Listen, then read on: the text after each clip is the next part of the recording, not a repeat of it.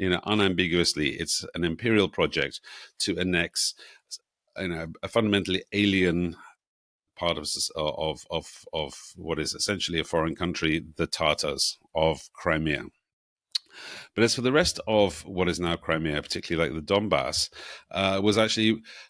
it gets more complicated, it gets more ambiguous, because you have in the west of Ukraine, unambiguously Ukrainian-speaking, homogenous, non-Russian culture in the far west of Ukraine.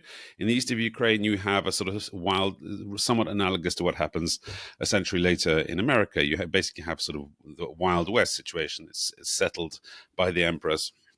And going forward, this guy's great nephew is my 6-7 times great grandfather was governor of Kiev under Nicholas I.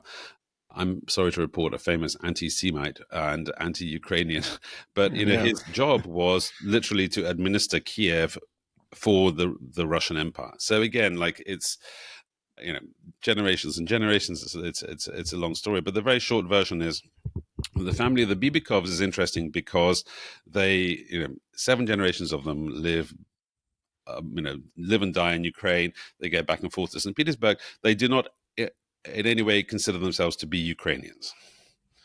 So in that sense, but nonetheless,